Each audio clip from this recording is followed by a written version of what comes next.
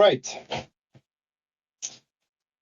So yeah, as I said before, hi everyone and welcome to this Reinvent recap that is hosted here on Meetup in Chime and by the community, which is a very nice thing, of course. So today's event is, of course, hosted by a joint effort together with some other user groups here in the Nordics. And we also have our great speakers with us here tonight as well.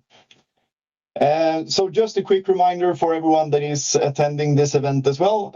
We will be recording this event. So we will keep all the questions until the end of this meetup. So I will go through an agenda here soon. Right, as Anders mentioned in the chat as well. So we will take the questions at the end of this session. So feel free to note them down in the chat, and we will try to keep check on them, and then we can try to bring them up in the end. Great. So I just wanted to quickly introduce myself before we move on to the presenters and the actual content that we have prepared for you here tonight. So who am I then? Well, my name is Marcus Karlsson, and I work as a unit manager at a company called Knowit here in Gothenburg. And we primarily work with cloud and cloud native development, and especially AWS for that matter. So that is exactly what we do. I have some colleagues with me here tonight as well. I also work as the organizer of this AWS user group that is located here in Gothenburg. We have been on a bit of a hiatus for some time now, but we have big plans for the year. So we will hope to restart that kind of community feeling again in Gothenburg when it comes to AWS and the community that surrounds it. So, with me today, I have, of course, some good people that are going to share some content from the Reinvent this last year, December last year. And first of all, I would like to say, well, hi and welcome to Anurag, who is both my colleague from Knowit, but also the co-organizer of the meetup group in Gothenburg. Some of the speakers that we have with us today, we have a very great mix of people that are going to present some content for us. Well, first of all, we have Theo. He works as an AWS Senior SA, well, at AWS as well. We have Rolf, who works as a AWS Hero, APN Ambassador, and VP of Technology at Knowit. We also have Anders with us, who's also an AWS Hero Partner Ambassador, and he organizes the user group in Norway. So I think there are some people from Norway here with us as well. That's super fun. And lastly, we have Gunnar, who is an AWS Hero turned developer advocate working for AWS here in Sweden. And I'm going to let these guys who are presenting introduce themselves a little bit more later on when they actually start their segments. But we have some really great content coming that will be presented for you tonight in the form of a recap of what was announced at the AWS Reinvent in last December. So to quickly go through the agenda a little bit, so that you know what to expect and when. We are now in the first segment, the intro and welcome, of course, and we are going to leave it off to Theo, who's going to talk a little bit about databases, analytics, and dev and DevOps. Then we're going to hand it over to Gunnar, who's going to talk about serverless, AI, machine learning, and IoT. And then we're going to take a quick break so that people can refill some water or getting something to drink or something to snack on or stretch their legs a little bit. And then we're going to, at 18:20, give the floor to Rolf or Rolle to talk a little bit about compute, storage, and migration. And later, we're going to hand it over to Anders, who's going to talk a little bit about networking, architecture, and security. And as previously mentioned, we will then go into the Q&A section and kind of a wrap-up for the evening after that. And we will hope to be done at 19:30. So I hope that this sounds all well and good. I hope that you will get some really nice news from AWS and some insights from the great speakers that we have. And I'm going to, without any further ado, I'm going to hand it over to Theo, our first speaker. So Theo, if you're ready, feel free to start. Thank you.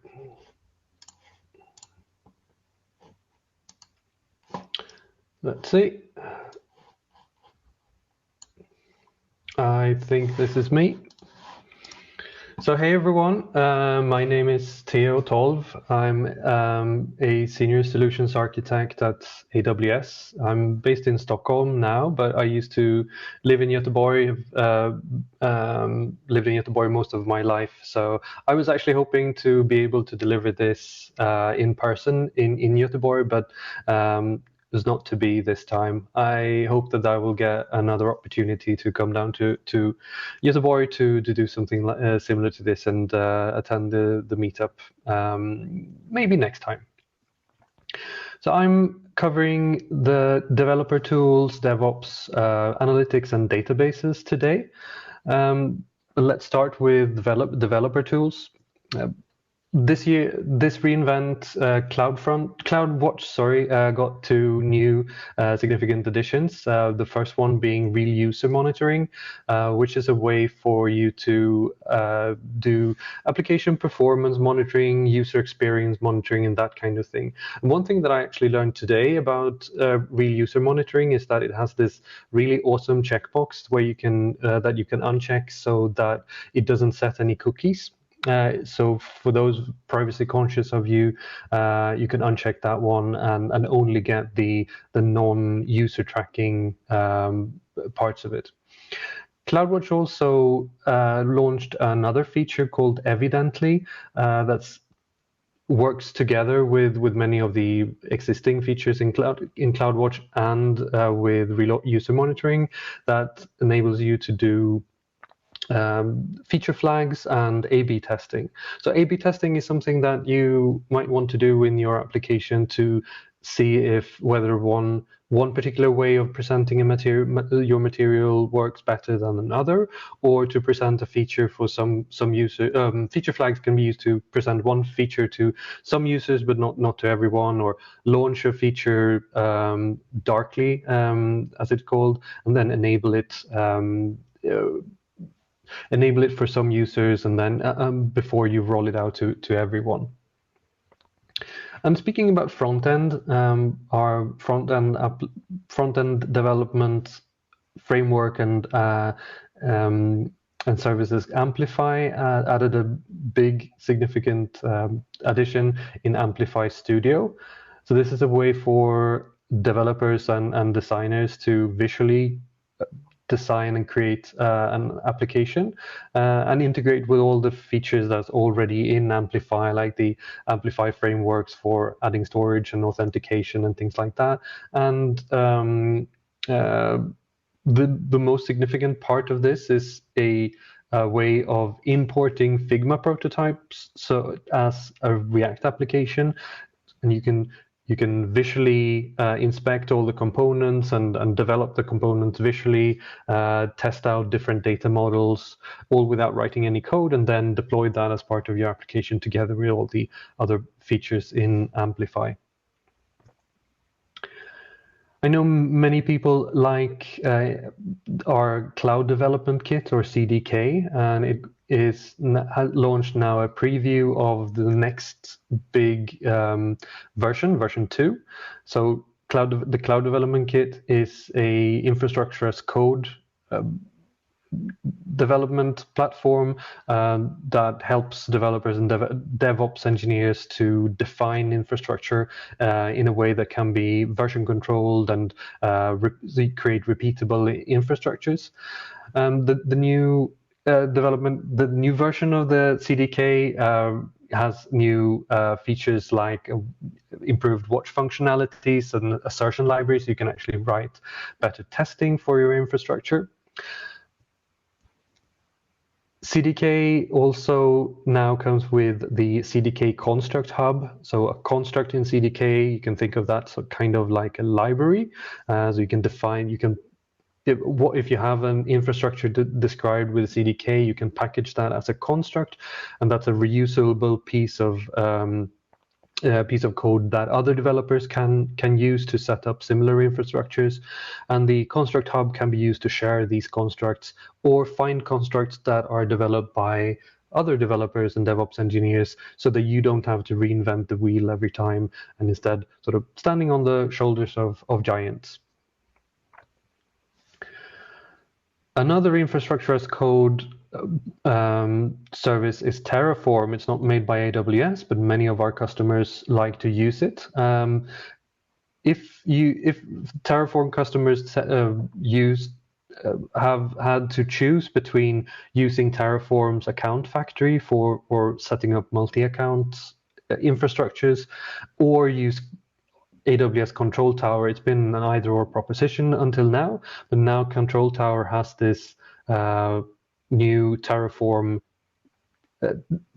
compatibility, Terraform support, so that you don't have to choose. If you use Terraform for infrastructure as code, it's much easier now to manage your multi-account setups with Terraform and use Control Tower at the same time, giving you those templates for creating landing zones and best practices, guardrails, and everything that comes with Control Tower. Sort of tied into infrastructure as code is something, if you're into that, you're probably into GitOps and SlackOps. We released a preview of a chatbot for Slack that lets you run AWS CLI commands inside of Slack, so you can manage your AWS infrastructure without leaving Slack. So you can run all the commands that you are used to running on the command line, like listing EC2 instances, updating autoscaling groups, deploying Lambda functions, and everything that you can do with the AWS CLI, you can now configure to do from Slack. So that's quite a neat integration for those of you who use Slack and sort of practice that SlackOps mindset.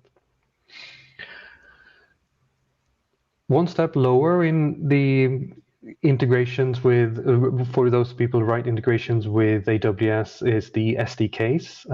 We have a wide range of SDKs for multiple languages. Most of the major languages already have an SDK, but now there is also previews for the SDKs for Swift, Kotlin, and Rust. So those of you developing mobile applications for Android and iOS, you have now options for integrating with the AWS APIs directly from your applications. And systems programmers building Rust applications, maybe you're building embedded software and you want to interact directly with AWS APIs, and you can do that from Rust now.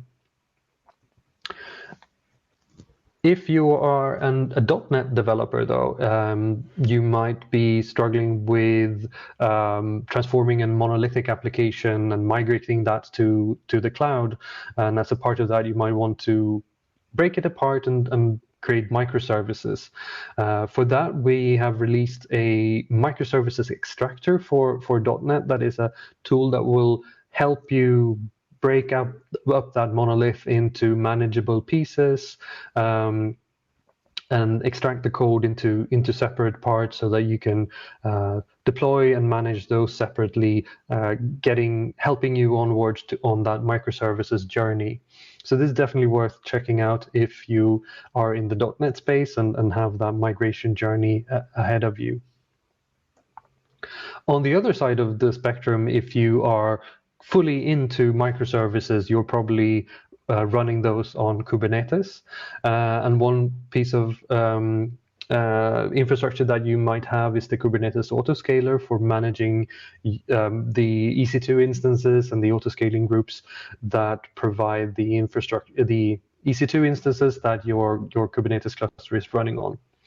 We have released Kubernetes new Kubernetes autoscaler called Carpenter that's AWS native and can do a lot of the things that the Kubernetes, it does the same thing as the Kubernetes autoscaler, but it's AWS native, and it sort of understands AWS in a completely different way than has been possible before. So this is worth checking out if you're running Kubernetes on AWS in any shape or form, whether it's in EKS or if it's self-managed.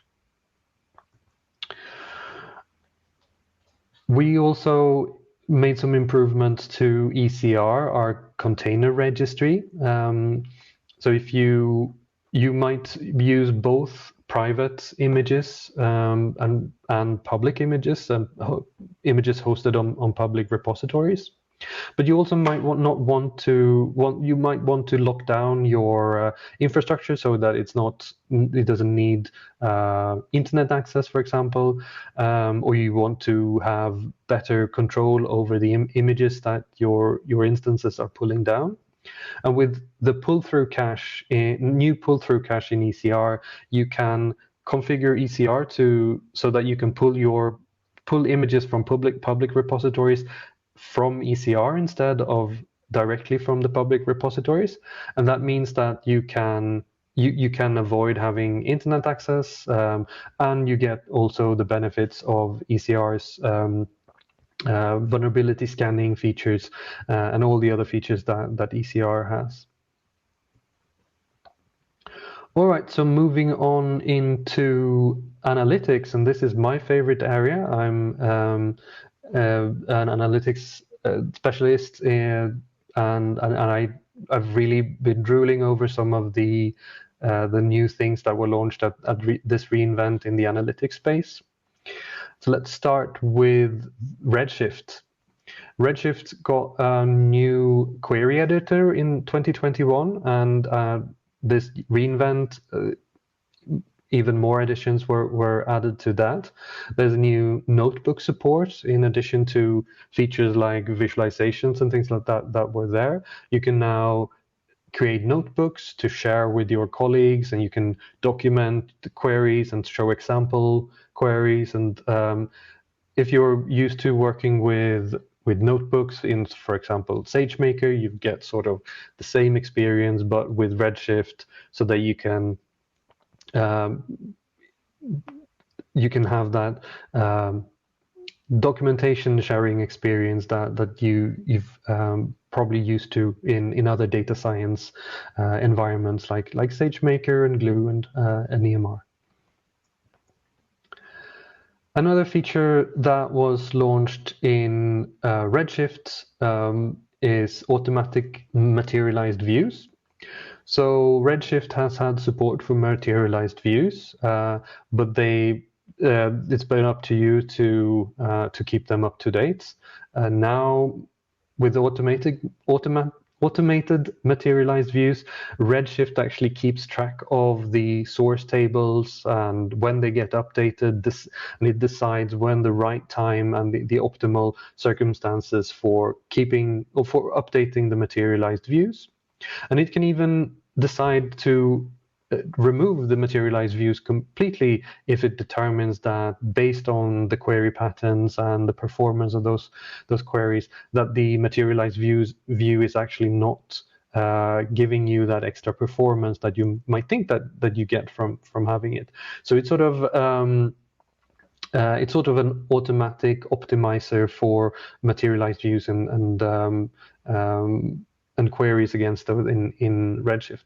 It's currently in preview, but if you are using Redshift and you have been thinking about using materialized views, or if you already are using materialized views, this might be a good feature to check out.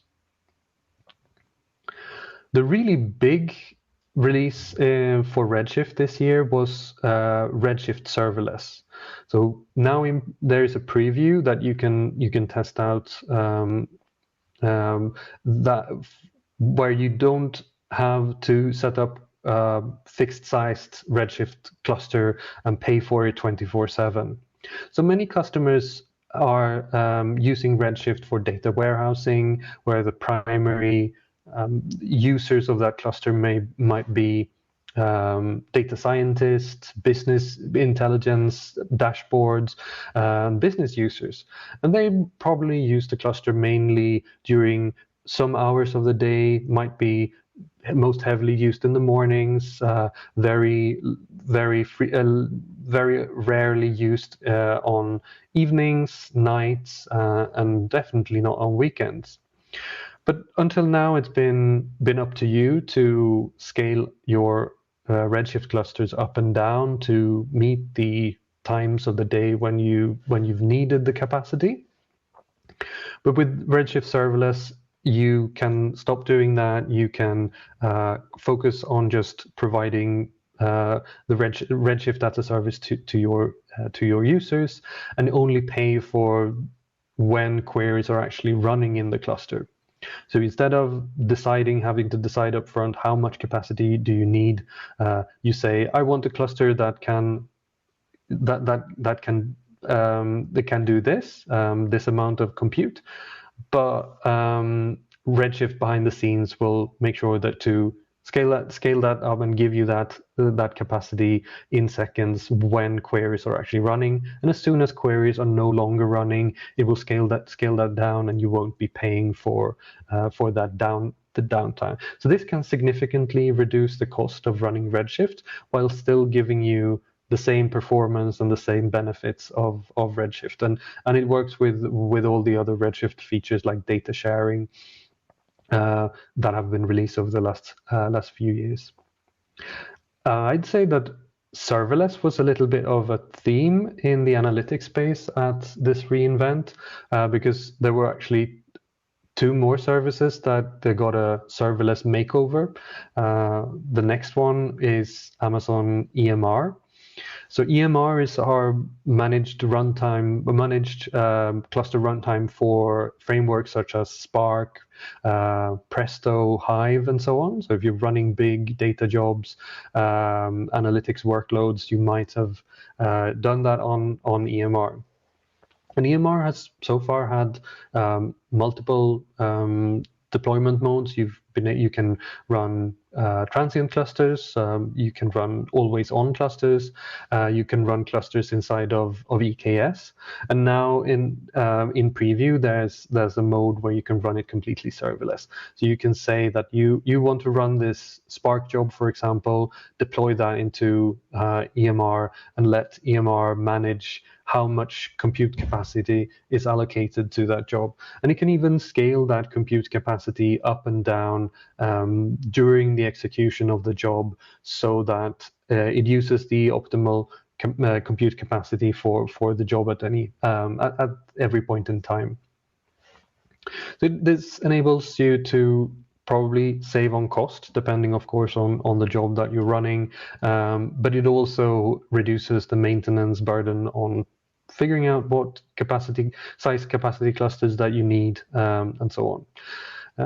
There's also a mode where you can enable it, where you can provide hot standby serverless clusters, and essentially, so that the time from submission of a job until it starts executing is just seconds. The third analytics service that got a serverless makeover is Amazon MSK, Managed Streaming for Kafka. So now you can run Kafka clusters serverless. Previously, you've had to set up MSK clusters and decide on the number of instances that you want in your cluster, and you've paid for them for the time that they have been running. With MSK serverless instead, you pay for the data volume that you stream through the cluster, and also the data volume that you store in the cluster. The service itself, it takes over all the scaling and capacity management aspect of it, which can be a big deal when it comes to these kinds of services. So this reduces the operational overhead of running something like Kafka quite significantly, and it also can reduce the cost. Many customers are similarly to Redshift, the data volume might be big during some peak hours of the day, and then go down significantly during other times of the day. And with a fixed size MSK cluster, you would be paying 24/7 the same amount. But with the new serverless offering, you will be able to pay only for the traffic that you're actually sending through the cluster when you're doing that.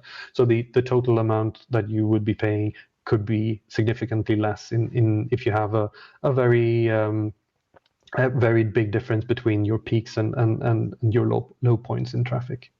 So this is available in preview, and if you're running MSK already, or if you're using self-managed Kafka, this is a good thing to check out and try out and see if it works for you. Previously, our serverless offering in the streaming space was Kinesis data streams, and Kinesis data streams is still a serverless. It's still serverless, and it's still the same service that you might know and love. It has, though, got a new pricing mode where you can, instead of paying for the allocated shards and in your stream, you can now pay on demand. So very similar to the new change, the new pricing model in MSK. You can pay for the data that you stream through your Kinesis data stream, and it will deal with things like scaling up and down behind the scenes for you. You pay a little bit for having the stream. It's a low cost compared to the previous shard per hour shard charges, and then you only pay for the gigabytes that you send through the stream. So this can also, just like with MSK serverless, it can help a big deal for customers who have big differences in the data volume from hour to hour. Moving on to data lakes. Our data lake management service, Lake Formation, released a big new feature called governed tables. So previously in data lakes, it's doing things like row deletions, deleting single rows, updating single rows has been something that has been very hard. So think about, for example, if you want to be GDPR compliant and make sure that you can delete individual users' data in your data lake, then it might have been a big complicated thing to implement. But with governed tables, you will now have the capability of running transactions with single row inserts, deletes, updates against tables in your data lake. And it comes with the new storage API as well, that sort of package this together with Lake Formation's existing granular access controls, so that you can govern its governance both in terms of data and in terms of permissions.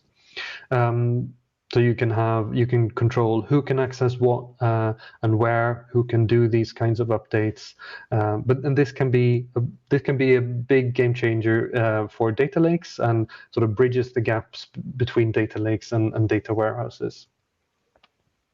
And that can be used from Glue ETL, Athena, and Redshift Spectrum, among other services. And Athena also supports a similar feature now called Apache Iceberg. So this is the open source equivalent to Lake Formation governed tables. It enables you to do transactional writes and deletes and updates against data on S3 in your data lake. It's built on the Apache Iceberg table format that was open sourced by Netflix, and it's popular in other areas. It's something that you can use on EMR and from Spark, for example. But now Amazon Athena has a preview support for Iceberg natively within within Athena. So if you have Iceberg tables, you can now query them from Athena. If you are looking to a solution for doing row-level updates, deletes, and inserts for data lakes, you can look at both governed tables and Iceberg. And Athena also this past year got a big engine upgrade. So Athena is built on the Presto SQL engine, and it was updated from an older version to a newer version that came with significant improvements in performance for many data sets, and in more intelligent ways of reading data from S3 that can result in big cost savings. One of my favorite features released at Reinvent 2021 was this Grafana plugin. So if you do operational monitoring, you might be using Grafana as this open source dashboarding tool that supports a lot of different data storage backends, Prometheus and Graphite, relational databases. Many different kinds of monitoring solutions can be queried from Grafana. And we released 2 new plugins for Managed Grafana, the AWS Managed Grafana service, and for the open source Grafana project, so that you can run queries from Grafana to Athena and to Redshift. So in addition to a lot of other AWS services that are already supported, such as CloudWatch and X-Ray, you can now get Athena and Redshift data into your operational dashboards. So many customers are using Athena to analyze their AWS spend, and the Athena plugin for Grafana comes with a pre-made dashboard that can be used with the cost and usage report to start analyzing to do really deep analysis into your AWS spend. So that's a great way of quickly getting started with cost optimization on AWS. And now on to databases, although that, of course, overlaps a lot with the analytics space. We have so many database offerings besides just in the analytics space. For example, TimeStream, very popular with IoT use cases, for example, and time series analysis. It got 3 new features released at this Reinvent. Multi-measure records, which is a way of, so previously, if you had, say, an IoT sensor with actually measuring multiple things, maybe temperature, humidity, light, something like that, you would have to store each of those measures as a separate row in your TimeStream table. But with multi-measure records, you can now store them together as one single row, as you perhaps would in a relational database.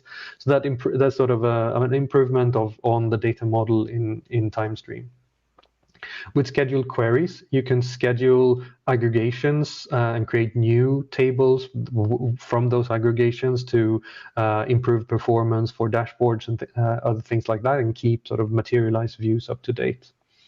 And the magnetic store writes means that you can now route late arriving data to magnetic storage instead of having to have a big window in your memory store to capture those late arriving data. So this is a way that you can sort of get the best of both worlds and not have to trade cost for completeness in TimeStream.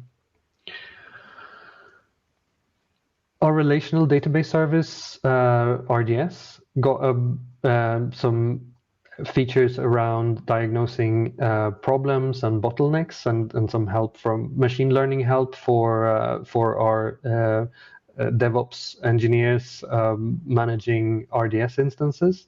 So this feature uses machine learning to figure out the really difficult parts about running databases, figuring out where the bottlenecks are, figuring out what queries and what can be done about queries, and alerting you to operational issues hopefully before they happen, Again, really monitoring things at scale, letting you sleep more easily at night. And there is no ML experience needed, of course. This is just a feature that will flag things that you might have otherwise missed for you before it becomes a big problem, big performance problem in your database.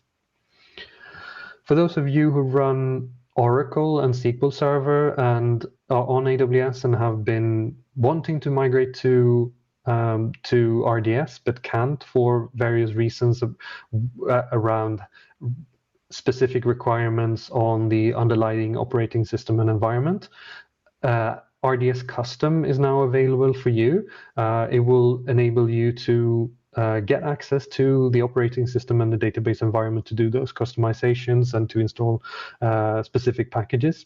So if that's something that has stopped you from migrating your Oracle and SQL Server databases to RDS, this might be a solution that enables that migration to happen.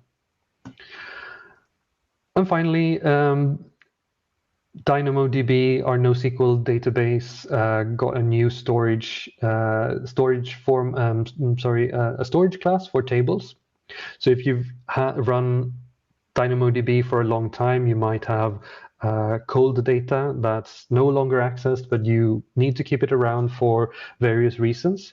And for this, DynamoDB now has an infrequent access table that trades lower cost for storage for slightly higher cost for access and for reads and writes.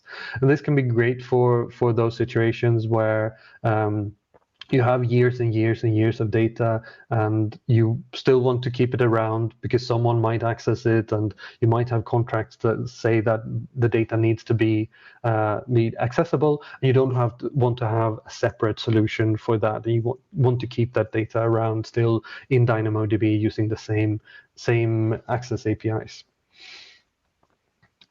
So that was all from the developer tools, analytics, and databases space. And I thank you for your attention. And I'm handing it over to Gunnar, who I hope has joined the call. Yeah, I think he joined before, so I think that he should be good to go, right? And I can see Gunnar. Hello, Gunnar. I'll hand Theo. it over to you now. Marcus. Thank you very much. Hi, everyone. My name is Gunnar Grosch. I am a developer advocate with AWS. Some of you might know me from my previous tenure as a community leader in the Nordics before I joined AWS. And I'm going to talk to you about a few different topics tonight. Let me start up. We're going to start off by talking about serverless before moving into some machine learning and finishing off with a bit of emerging tech. So time is short, so let's get to it. One super nice feature that was announced during Reinvent was event filtering for AWS Lambda. This is a feature that allows you to filter the incoming event messages before your AWS Lambda functions invoke. It means that you're able to then set up different pattern matching rules using the same syntax as with Amazon Event Bridge. And then based on those, it will decide if that Lambda function should invoke or not. And this means several things. One is that you will reduce the traffic to your AWS Lambda functions. So you don't have to build that logic inside your code. You don't have to own that code that says what to do with the event or not. And that also means that you will reduce cost. Since you don't have to invoke your AWS Lambda functions, it will then reduce the cost. And this feature is generally available right now for event sources like Kinesis data streams, DynamoDB streams, and SQS. So you can use this right now. Next up, if you're using SQS as an event source, which is probably the best abbreviation we have, SQS AAES, you can now use what's called partial batch response with AWS Lambda. And that means that you're able to process information at a record level instead of at the batch level. So when AWS Lambda fetches items from an SQS queue in a batch, you're now able to use it at a record level instead. And that means that instead of, for instance, having a failed batch of messages that are fetched, you can now retain only those that couldn't be processed and then be able to retry those. So this means that you're able to stop doing data transfer from the queues of the entire batch. And that also then increases the throughput and makes SQS queues a better and more efficient source for your queue processing. And this is available right now, generally available for both standard SQS queues and your first in, first out SQS queues. Next, very exciting release that has been announced but isn't yet available. So it is what's called a pre-announcement. We have decided to give you more ephemeral storage available with your AWS Lambda functions. So with each AWS Lambda function that you set up, you have access to 512 megabytes of ephemeral storage that's available in the temp directory. Now you have the ability to then provision more ephemeral storage up to 10,240 megabytes of storage. And you can provision this in 1 megabyte increments, so it fits your exact use case. You will still have those included, 512 megabytes. Those are available at no additional charge. But then if you have use cases where you, for instance, need to have more storage space available for data processing, for instance, if you're running machine learning on AWS Lambda, you then have the ability to increase that storage and you then pay for what you provision for your AWS Lambda functions. And this storage is, of course, encrypted using an AWS managed key. So look out for the announcement of when this is available for use. Amazon EventBridge is used by many customers for event-driven applications in different ways. And one thing we've seen is that a lot of customers want to build multi-region applications or want to use events cross different regions. So we announced cross-region support for Amazon EventBridge. And this means that you can have, for instance, one central region where you consolidate events that then are used or sourced from any region. So you can, for instance, centralize certain events for auditing purposes, or if you want to monitor events. And it can also be used if you want to replicate events between sources and destination regions. And it also helps you with synchronizing data across different regions. And we see that customers will probably use this for reaching higher availability, but also to get those events closer to the user instead of sending data across regions for specific use cases, having the data closer to the end user. And this is generally available, so you can start using it right now. Next, for Amazon SQS, the queue service, we've launched a feature called Dead Letter Queue Redrive. And this is a way that makes it easier for you to redrive messages from dead letter queues to the source SQS queue. So you can then basically use this to manage the life cycle of your messages that end up in a dead letter queue. So say, for instance, you have events that you push to a dead letter queue. With the help of this feature, you can more easily then examine these messages, you can recover messages, and you can reprocess these messages. So it's easy to then also inspect these messages and move them back to the source queue that they came from before they ended up in the dead letter queue. This, once again, is a feature that is generally available for you. So those were the features in the serverless space that I wanted to touch on. Next, I want to move into the machine learning and AI space. So this is an overview of the entire AWS machine learning stack, and we are really innovating a lot in terms of machine learning. We already have both the broadest and the deepest set of machine learning capabilities for all the builders out there, no matter what level of expertise you have.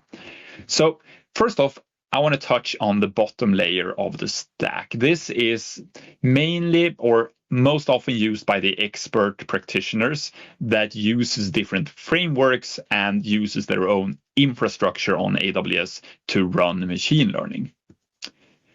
And what we did at Reinvent was to launch a new instance type for machine learning training in preview.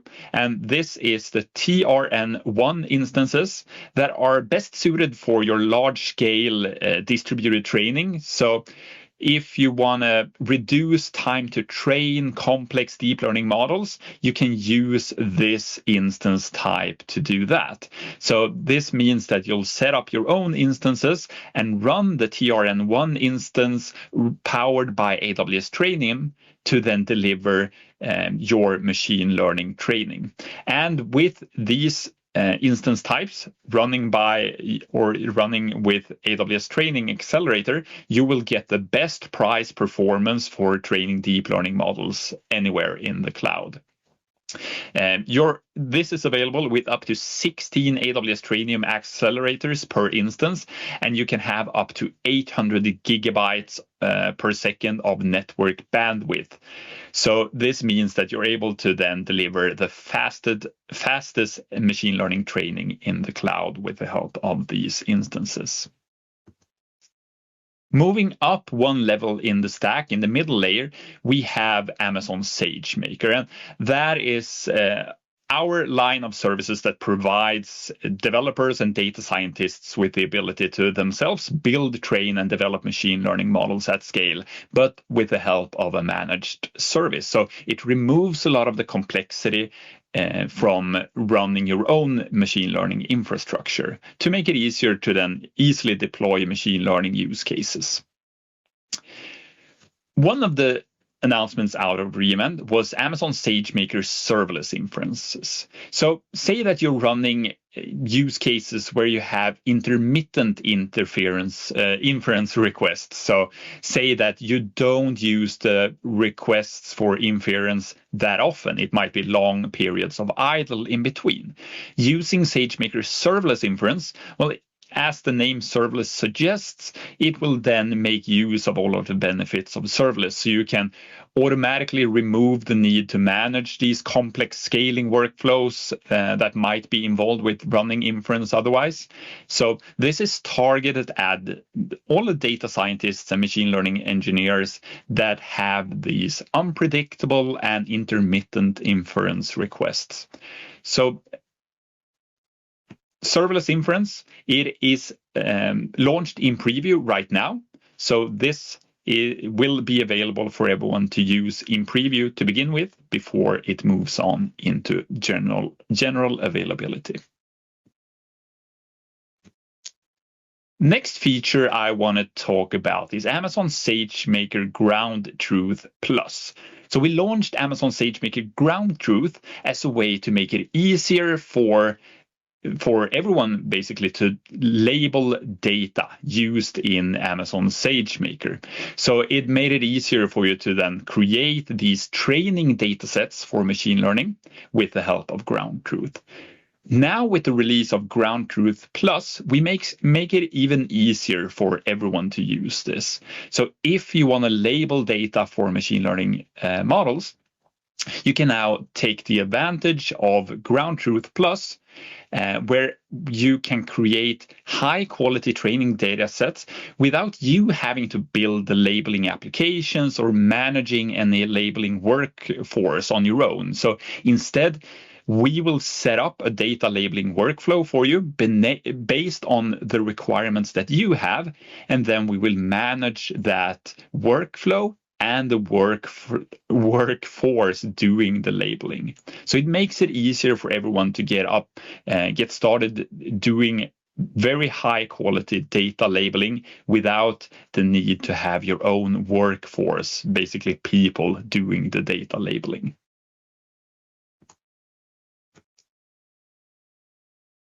Then we released Amazon SageMaker Canvas.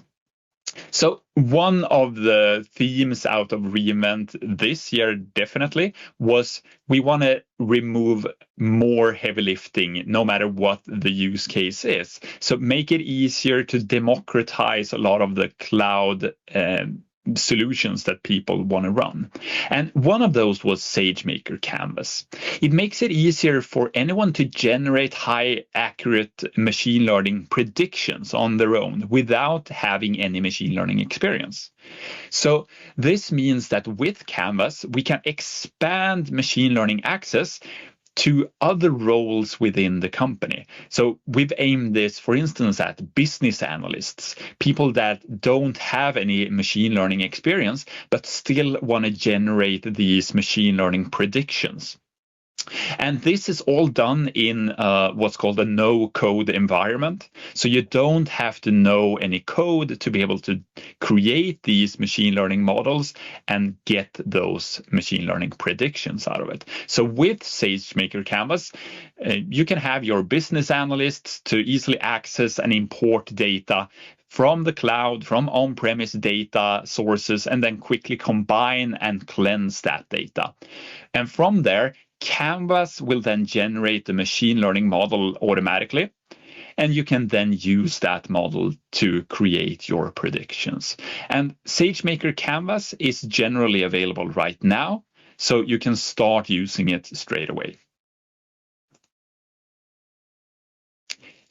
Next one then, what if you are completely new to machine learning and you want to build your machine learning skills?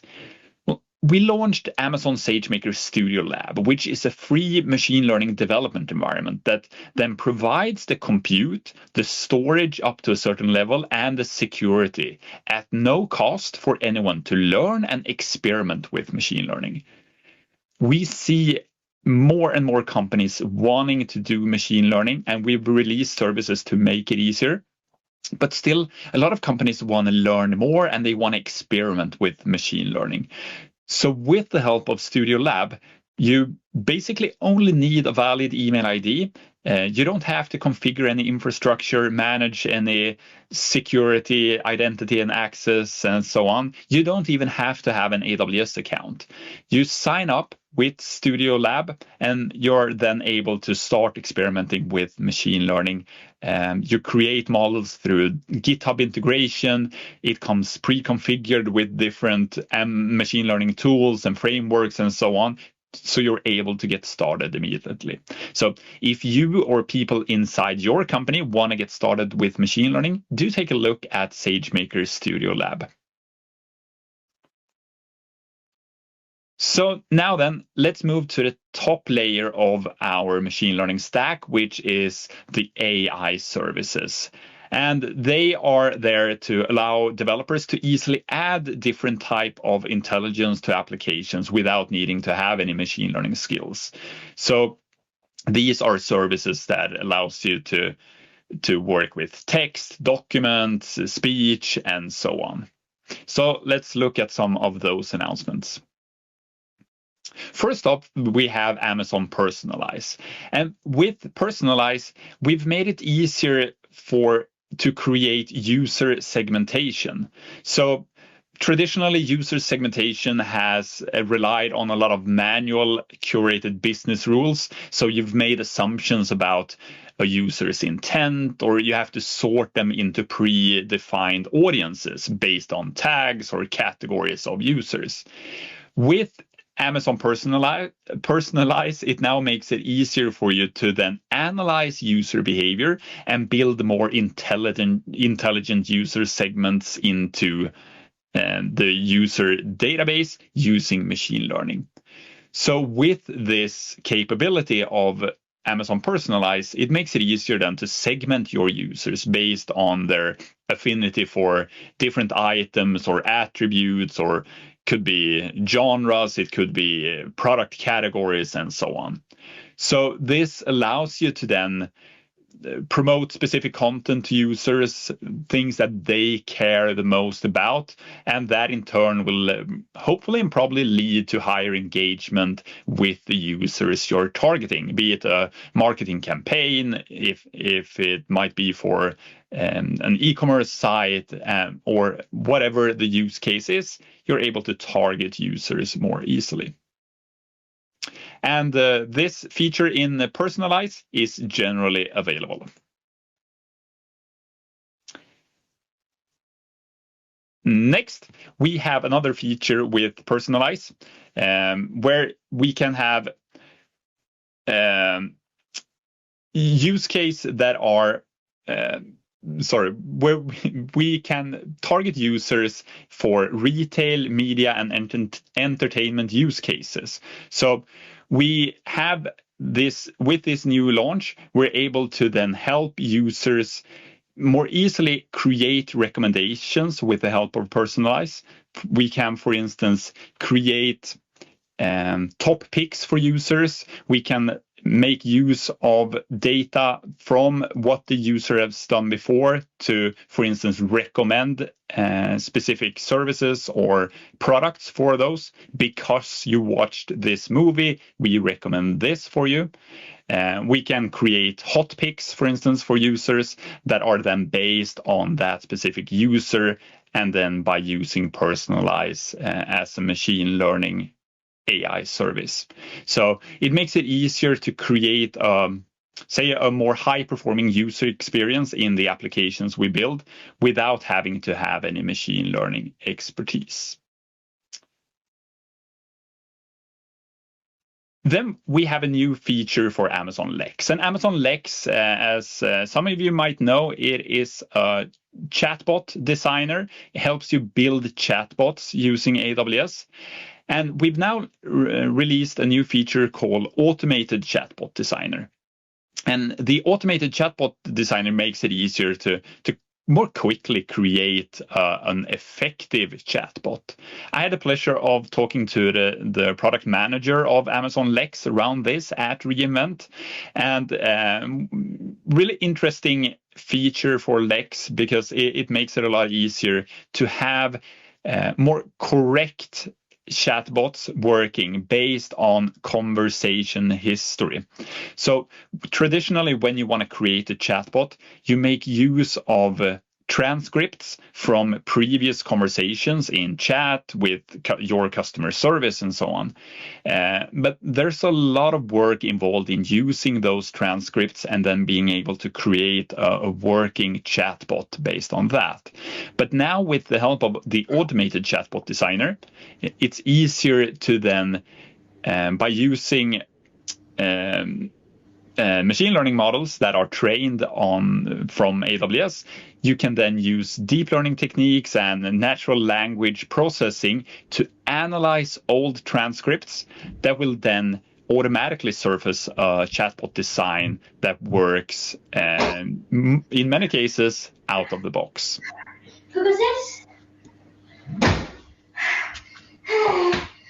All right. I can hear someone breathing and coughing, but oh, that's fine. There we go. Then moving on from machine learning into IoT. And IoT, there were a lot of announcements around IoT at Reinvent, so I'm going to cover some of the most interesting ones for the audience we have in the Nordics, I believe. So first off, we launched a new hardware module that makes it easier to integrate AWS IoT into any physical devices that you build.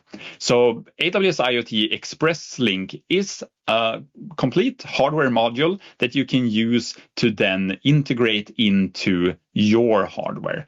So it includes the software needed, and it takes care of the security around connecting between your device and AWS IoT Core.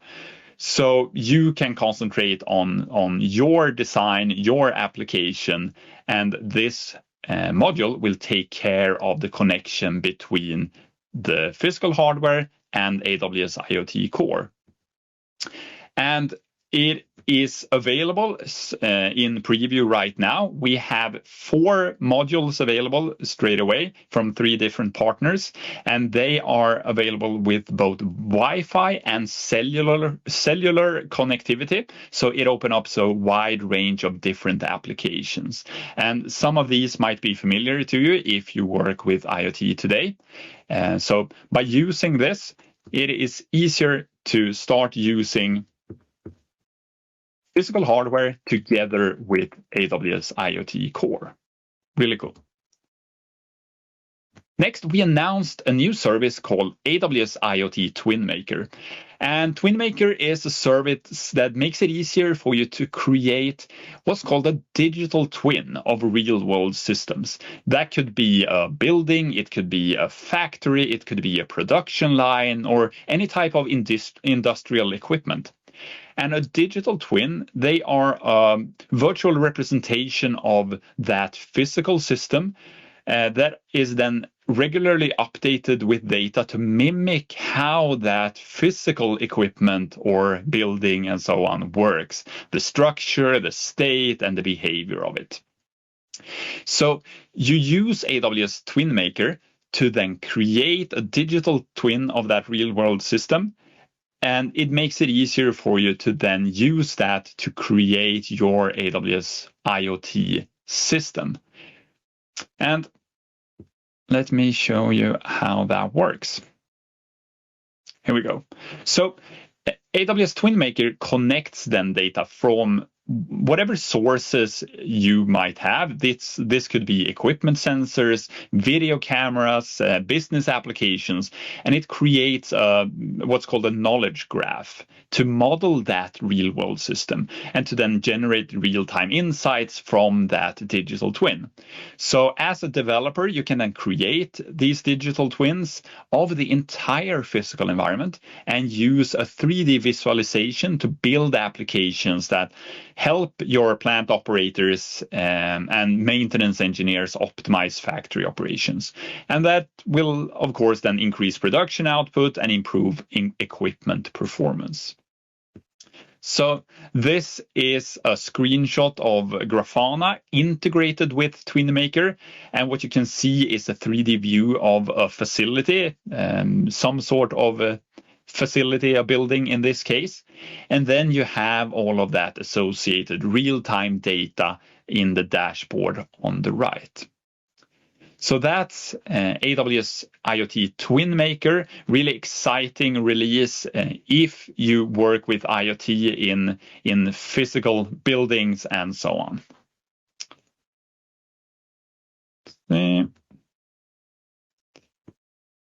Here we go.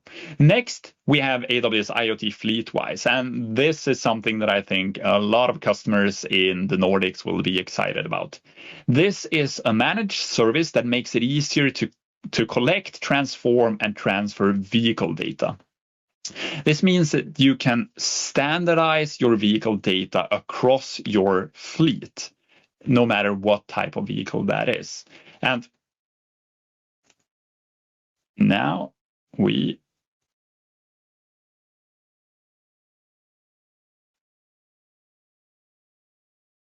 lost PowerPoint. Oh, it'll be right back.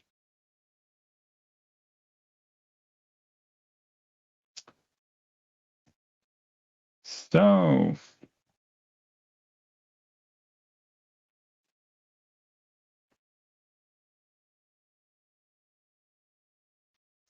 let's get back to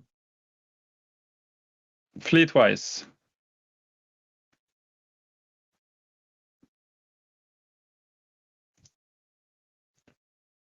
It's awfully quiet. I hope people are still there. All right. So as I mentioned, AWS Fleetwise makes it easier for you to collect and transform data from different types of vehicles. So you can access the different type of data that any vehicle has, making use of CAN bus from those vehicles.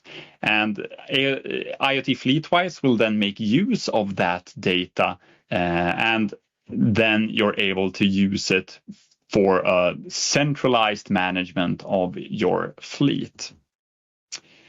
So this is how it works. You create a model of your vehicle and all of the sensors using Fleetwise Designer. You then install the Fleetwise Edge agent on your vehicle hardware, and it uses the model and your data schemes to then collect and transfer the data to the cloud using IoT Core.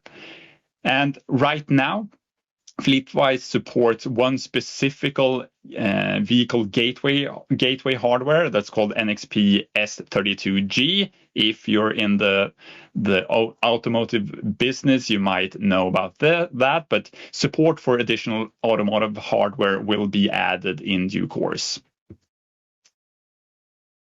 Then I also want to mention AWS IoT Robo Runner. So this is a new service that allows you to more easily build applications that integrate with diverse robots from different vendors into a single view. So it sits between your robots and your work management systems. And it will then abstract away the differences between different type of robots from different type of vendors. So it makes it easier for you to build applications that interoperate and orchestrate robots from a single view in AWS. So this is basically how it works. So you have IoT RoboRunner in the middle, you have your fleet of diverse robots, and then you have your work management system. So you have a centralized data repository that includes 3 registries. You have a vehicle or fleet registry, and you have a task registry. So there is an SDK available, so you can use that straight away to build your applications. And this is available in preview right now.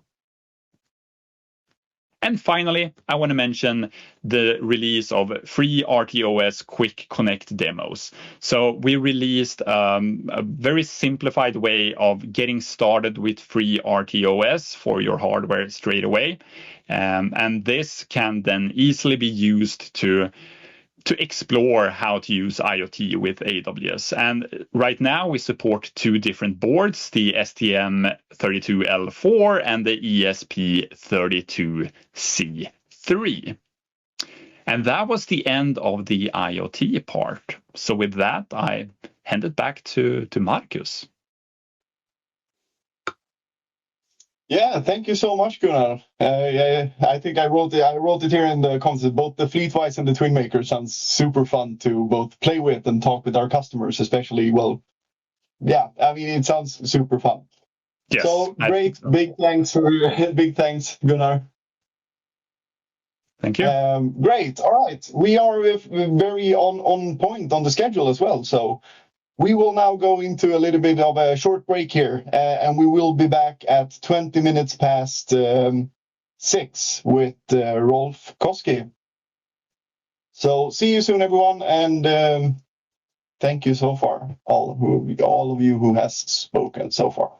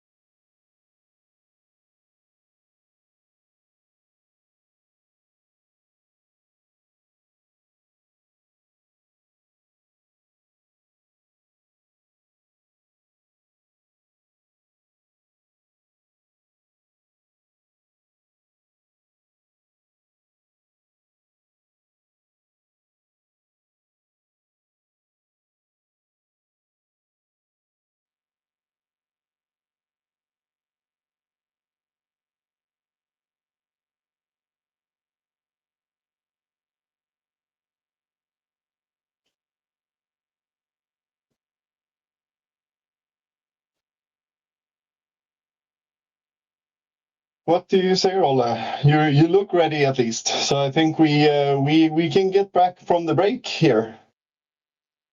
Yeah, let's do so. Great. All right, but let's kickstart this again after the break here. And thank you again, Gunnar and Theo, for your presentations before here. And we're gonna hand over to this gentleman right here, Rolf Koski. So take it away, Rolf. Yeah, thank you. I'm just setting up, so now it should be showing the correct screen. So, good evening on my behalf as well. My name is Rolf Koski, and I am part of AWS Heroes and AWS Partner Ambassadors, and I am organizing the AWS User Group Finland and also participating in helping organizing the user groups in Stockholm and to some extent in Gothenburg as well. And I'm here today to cover the topics from compute, storage, and migration perspectives. So, without further ado, let's get going. So the first one is the Graviton 3. So as you might know, Graviton is the ARM-based family of instances on the top of EC2, and the Graviton 3 is the next generation of those processors. Naturally, there are the price-performance ratio, which you could be looking for, so you get more performance for the same cost. But one of the reasons that why you should be also taking a look at these instance types is for sustainability reasons. So if that is part of your corporate agenda, that you have a strong sustainability agenda, going towards the ARM-based platforms is definitely something that you could be also looking at. So a few new instance families from there, and also some updates also to the previous generations, the Graviton 2.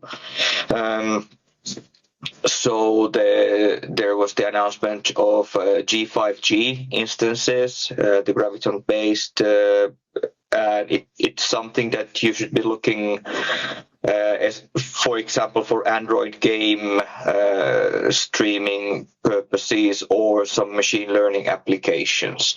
So this is like a specific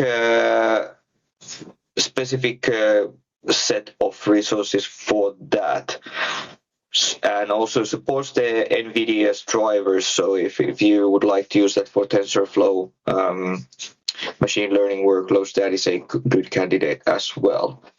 And yet another one was this IM4GN and IM4GEN instances.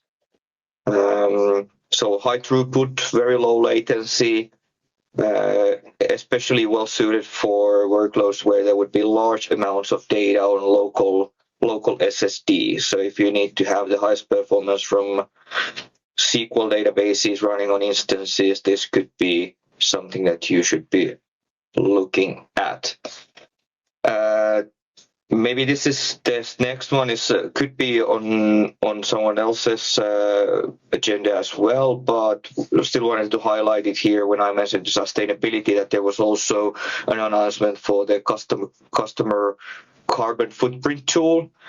So it is something that should be coming shortly, where you can then calculate and assess the emissions that you're creating from your infrastructures on AWS. And naturally, this is something where you can then also calculate and quantify the difference. For example, that if you're using some older generation EC2 instances compared to the ARM-based Graviton 3-based ones, that this is something that you can also showcase to your management team, for example, that we should be making this change for these carbon emissions reasons as well.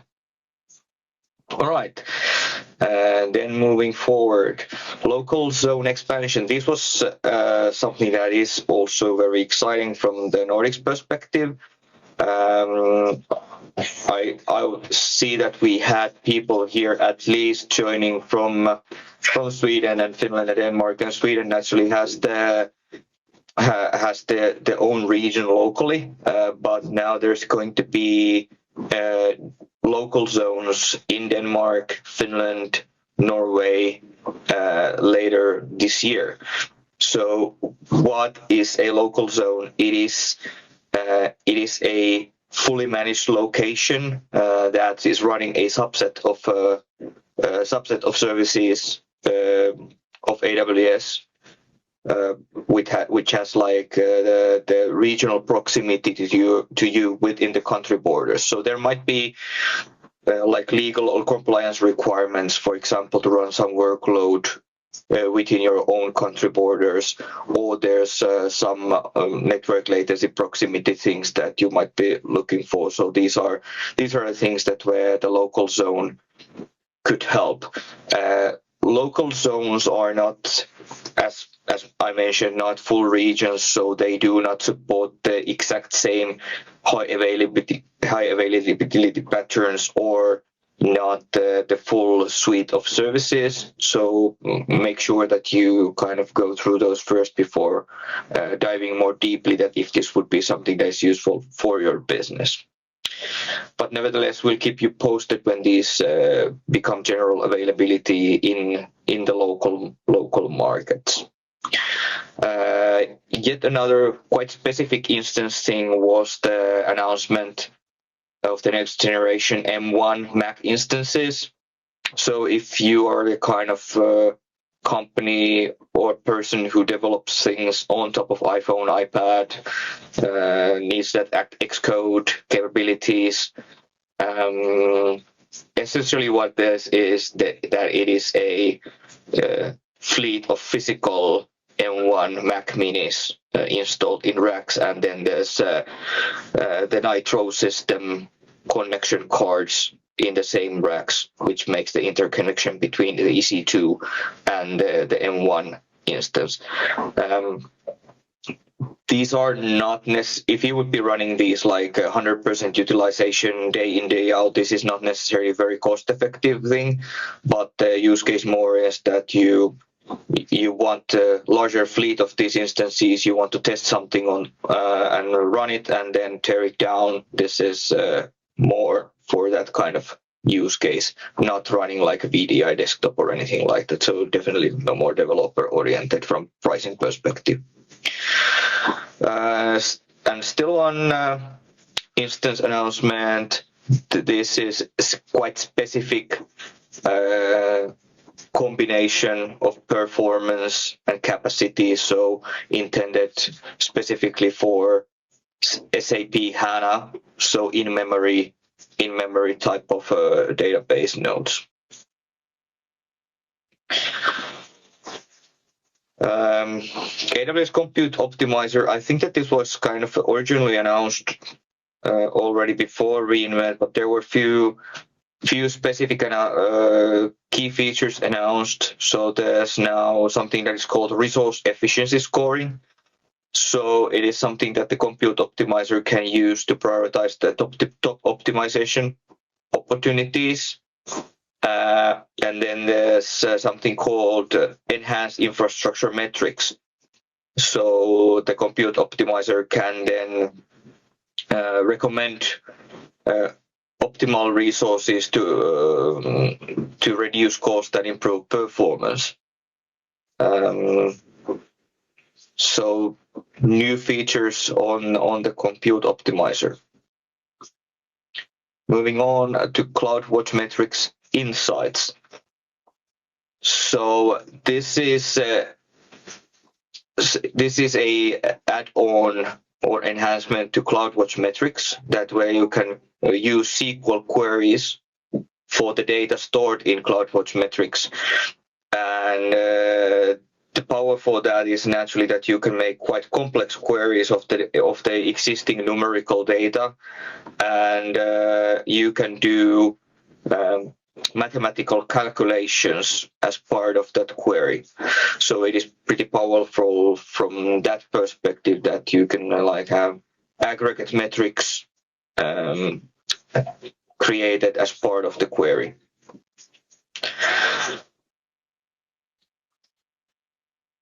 Then from a couple of years back, there was the announcement of Amazon Braket, which was, if you all remember, that's the quantum computing service of AWS. So now there was a new announcement of Amazon Braket hybrid jobs, which means that there are certain compute problems that well, originally the need for having the quantum computer is that there are certain mathematical problems that classical computing is not very well suited to resolve, or it would be very slow to use classical computing to resolve certain type of algorithms or problems.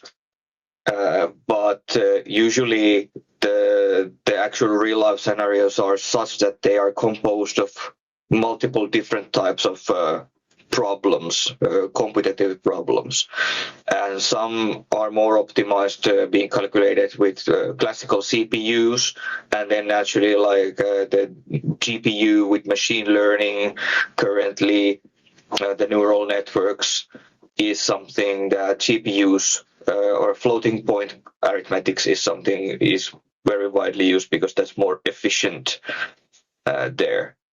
So the hybrid jobs is to provide a service that way you can combine the CPU, GPU, and QPU jobs in a seamless fashion.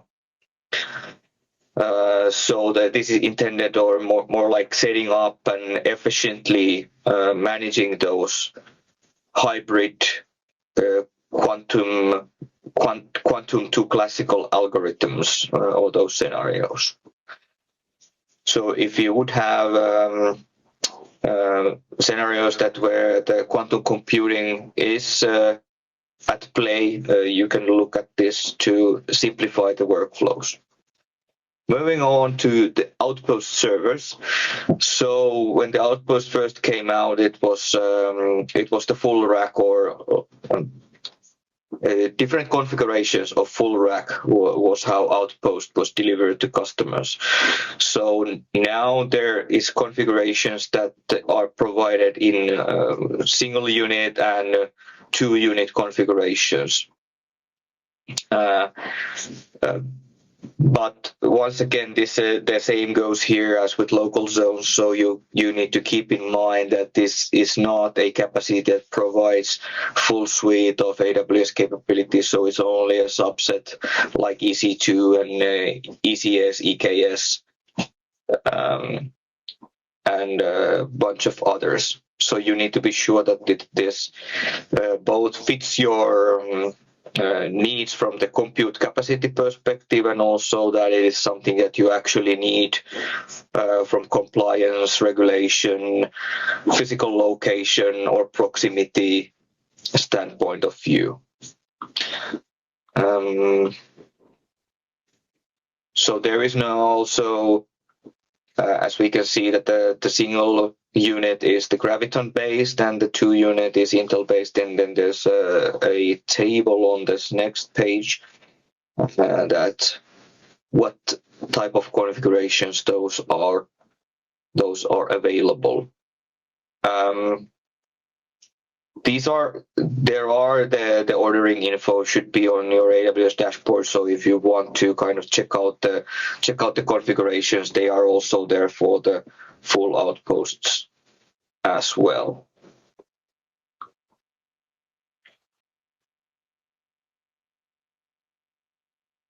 Okay, then next there's something called AWS Managed Microsoft AD metrics. So this is quite simply just a few additional metrics that if you're using the managed AD, that what the utilization is. And last one from this Workspaces web. So Workspaces is the VDI solution of AWS. So this is a specific client version now of it that now you can access the workspace simply by using a web browser. Earlier, you needed to have the client installed on your laptop or computer to access the Workspaces service. But this could be something that is useful for highly compliance restricted environments that where installing any additional software on a computer is not possibility. So how this works is that it is streaming the graphical data from the VDI workstation to the browser, and that's all the information that is transferred from the VDI to the browser, and vice versa. The keyboard and mouse is sent back to the VDI desktop, but no other data is transferred between the browser client and the desktop machine itself. So there are use cases, for example, things like PCI DSS compliance and control. That way you need to be absolutely making sure that the data is view only and cannot leave the network that where it's processed. So this might be useful to those purposes. Then moving on to storage. So first, there's the announcement of intelligent tiering straight to archive layer. So this is a next step from what the intelligent tiering was. So there was the infrequent access and the standard, and now the same policies can be used to transfer the data also to the S3 Glacier instant retrieval layer. So one thing to keep in mind with this is that check the pricing also for the retrieval. So even though this works really automatically, even with infrequent access, is that if data is stored in infrequent access tier and it is accessed more than 2 times in a month, it is then more viable option to keep it in the standard tier. Or that at least the last time I looked at the calculations of the prices, it was like that. So make really sure that this makes sense for you from pricing perspective. You don't want to be putting data on the lower tiers if you're accessing them even 1 or 2 times in a month. So the infrequent really needs to be infrequent for it to not become like counterproductive for the purpose that you are utilizing it. There was also announced a pricing reduction, storage prices reduction 31% in 3 different storage classes. So that's always nice, but in the end doesn't really grant any new functionality, but I guess it's an announcement anyway. Then there is something called Ebs Snapshot Archive. So you could consider this more or less like Glacier for EBS. So when you create a snapshot and you want to keep those around longer than a few months, then you should be utilizing this feature to put them to archive. And the promise is that it is up to 75% cheaper to store the snapshots in the snapshot archive than in the way that the snapshots are stored kind of as a normal snapshots. A little bit tied to this EBS lifecycle model is the recycle bin for EBS snapshots. So the previous functionality was that when you were deleting EBS snapshot, it was gone. It was like no way to bring that back. So now it's possible to create a policy that when a snapshot is deleted, it is actually moved to recycle bin, and then depending on how you set the policy and the IAM roles, then there's retention rules from up to a year that when those snapshots will be actually deleted from the recycle bin. So if you have ever misplaced or lost a snapshot of EBS that you really would have liked to create a volume from, this might be something worthwhile looking at. Or if you're managing like a multi-account environment and you're responsible for the generic policies, how the account structure should be running, this might be something that you want to factor into that approach. AWS Snowball with Tape Gateway. So this is essentially a Snowball, which is a VTL, so virtual tape library. The purpose of this is that if you have backup software and policies and workflows, that this is how you create backups from your existing environment. You can use this as a tape library target with those same tools, with the proper drivers installed.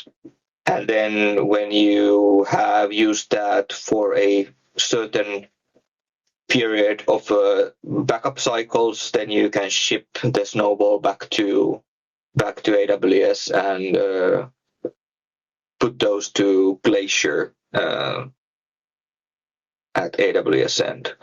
This also might be that you're not necessarily doing a migration to AWS, but that could be part of your process, that kind of the permanent. So if you have like this worm, like a write-only type of policy need, that then you could ship this VTL to AWS with no intention to migrating the backup process as a whole, but just shipping it to AWS and like putting that data on Glacier Deep Archive with write-only policy and no deletion policy set for that archive.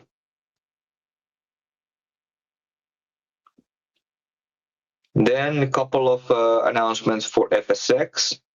The FSX for Lustre. I think this was also pre-existing the Reinvent, but the new generation of that is powered by AWS Graviton-based instances. So Lustre is a file system geared to scientific and high-performance computing workloads, which needs to be really high-performing. It is POSIX compliant and needs the Lustre driver in the instance, but after that you can use it as like a POSIX compliant file system from the instance point of view. And for the FSX family, there was another launch for Open ZFS. So the Open ZFS or the ZFS is originally was created by Solaris and was the first file system ever to support snapshotting technology, like 15 years ago or so. So this depends how you look at it. You could consider that this is a sort of a variant of EFS. So it is an the interface to use this is an NFS, but the idea here is that if you have applications or workflows that are utilizing the ZFS snapshotting as part of the application logic or the workload logic, then that is something that you can directly migrate on top of this and utilize the same methodologies that as you have been using, for example, in your on-prem environment. Then there is the last one from the storage part is the AWS backup and support for Amazon S3 and VMware workloads. So with S3, the backupping has been done with the combination of bucket policies and replication policies to other buckets. So that is something that works just fine. That if you have most of the bulk of the data on S3. Where this support for the AWS backup comes handy is that if you have some kind of centralized data protection policy or compliance requirements that you need to have like a central place that this is how our data is replicated and this is how our data is backed up, then this AWS backup support can come in handy. And the same for the VMware environments, that is it is a then more all-encompassing and centralized tool to managing the backups. Then we had few things from migration. The first one is quite specific, so AWS Mainframe Modernization. This is very niche offering, but if you are on those companies who are using mainframes like financial institutions, banks, insurance, and who have been like 2 decades ago have been buying these mainframes, or a decade ago buying these mainframes, and now are planning to make a migration to cloud-based, this might be something interesting. It's not something that magically converts your COBOL code to something that can be running on Lambdas or even EC2s. I did some digging and some research. So this consists of like analyzing part and then the creation of the new services part. And the analyzing part, there's a tool called Microfocus, which is used in the analyzing of the mainframe workload. There is the AWS documentation for this service is live, so that if this is something that is part of your niche, then certainly take a look at if this is something that can be useful for you. But in the end of the day, this is about not migrating as such. This is about like re-architecting the solution from mainframe to being cloud capable. And then the last one from the migration part was Migration Hub Refactor Spaces. Quite a long name, but I'll just call it as a fancy proxy. So this is also a tool meant to help the DevOps teams to make a migration effort easier.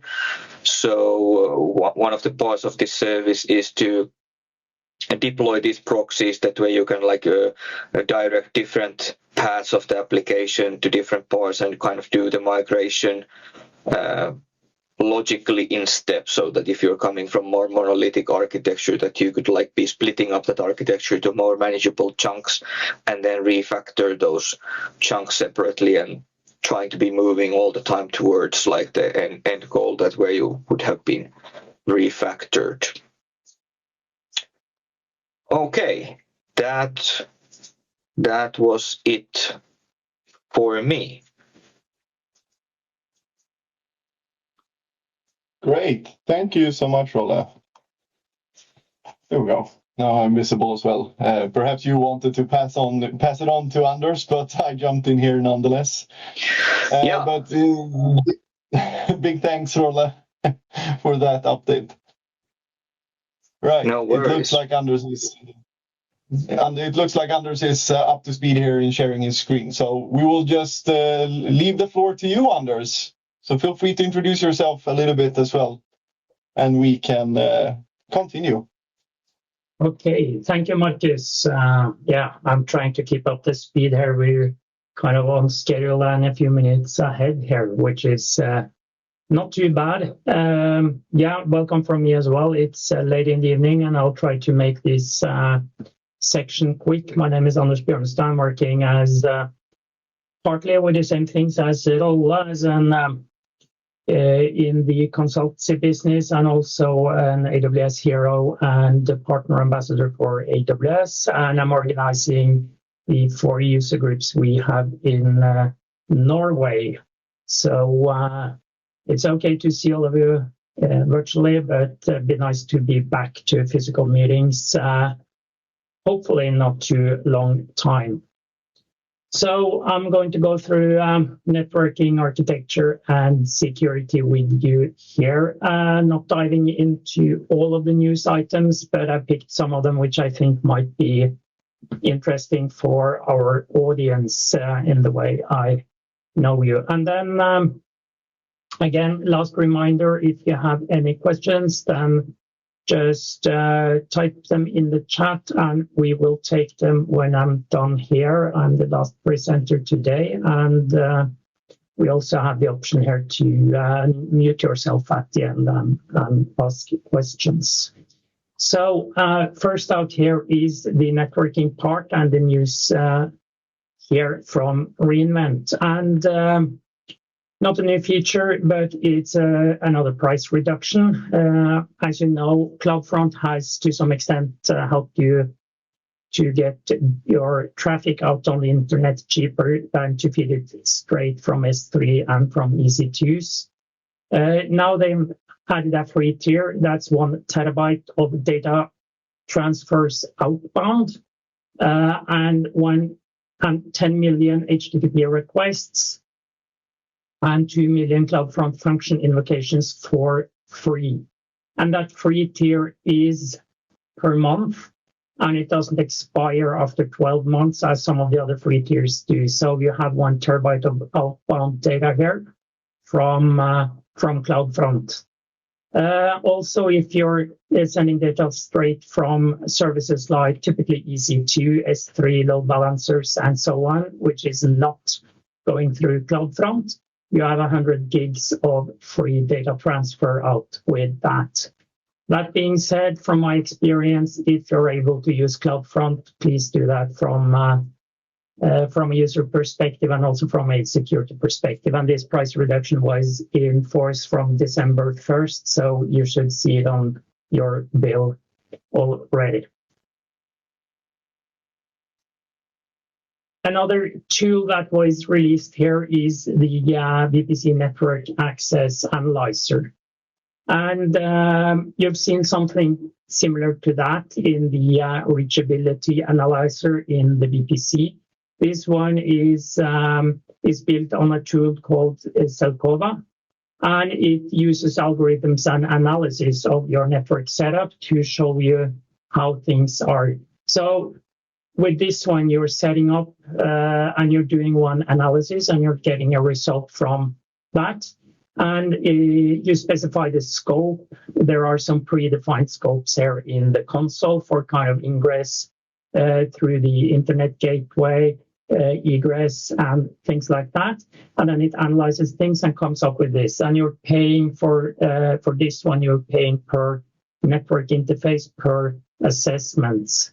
So there is no running cost here, but you're doing analysis when you like to do it.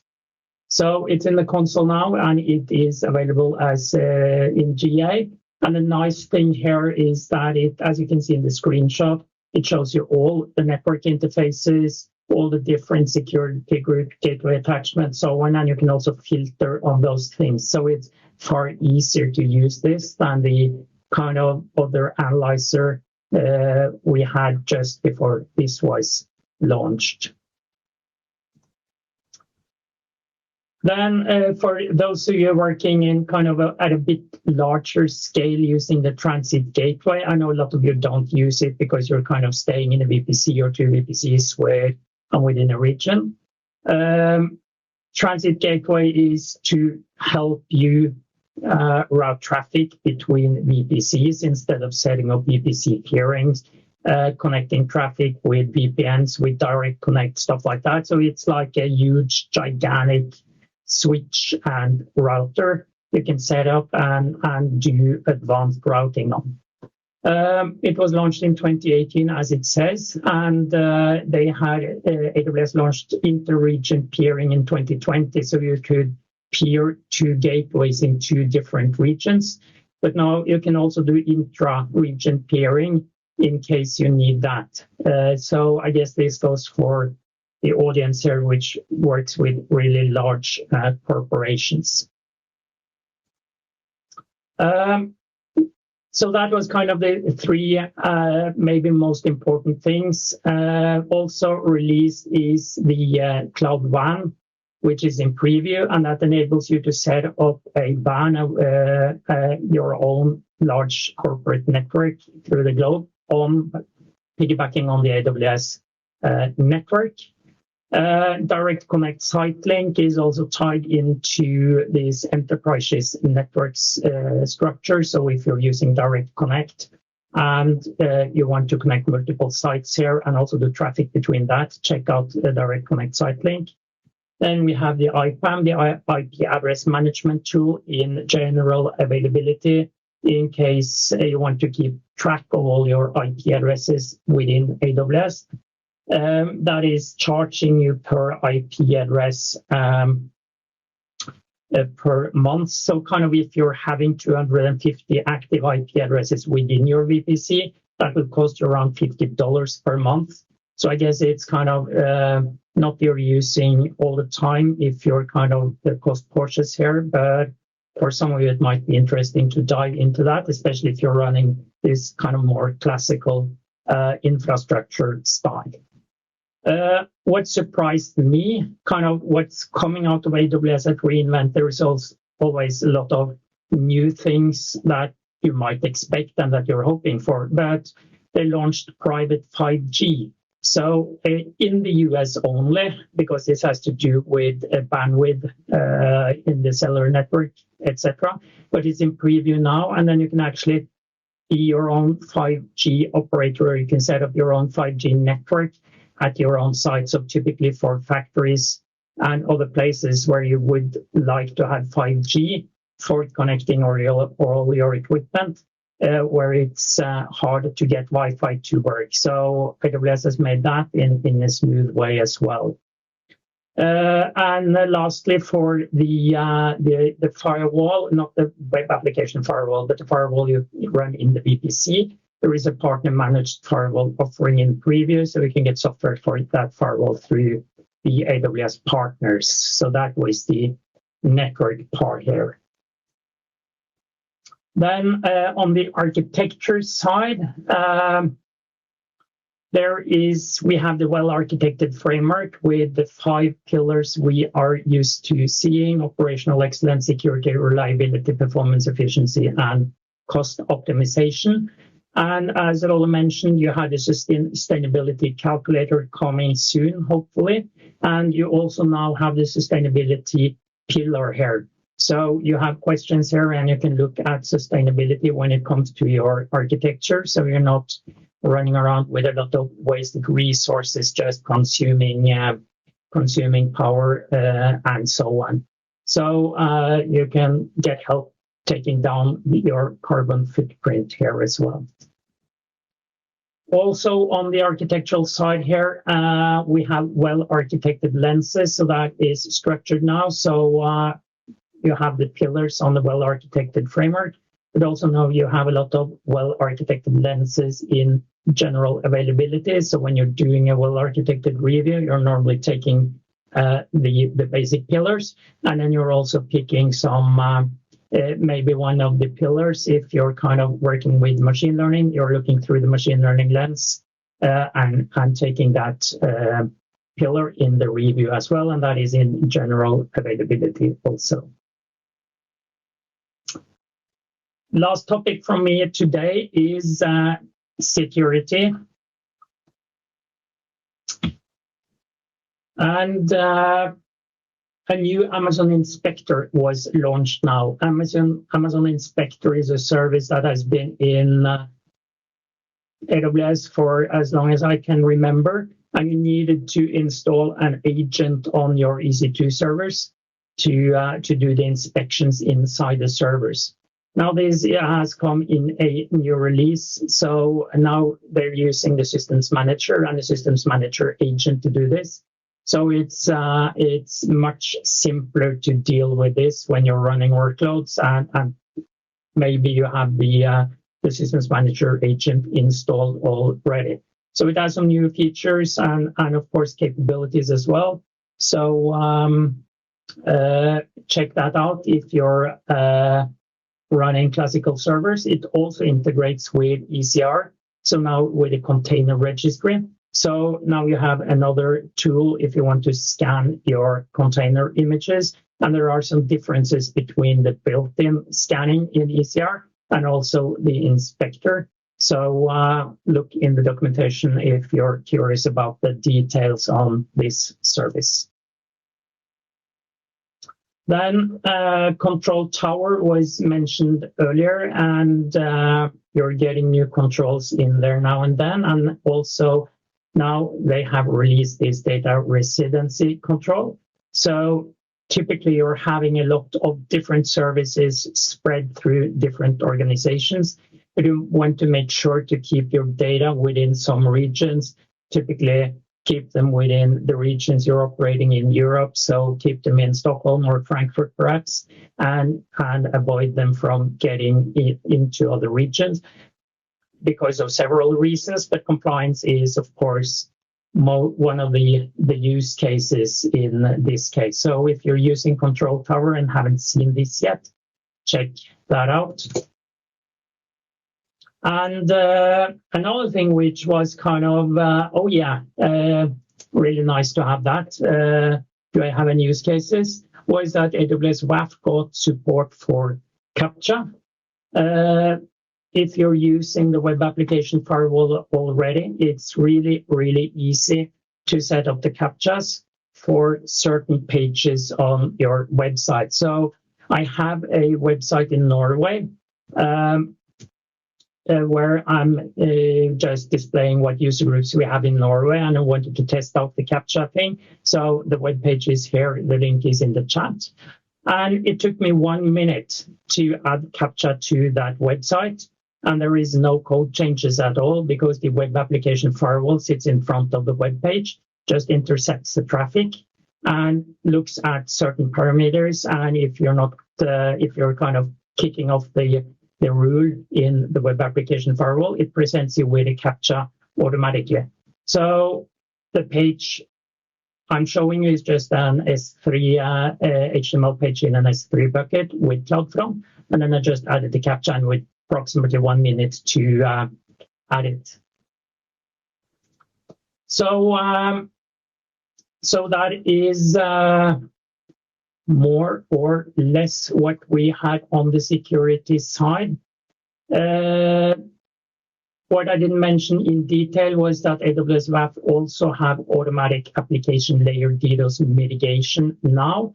That is for those of you who are using AWS Shield Advanced. So I guess you have your own account manager and also technical account manager telling about those features.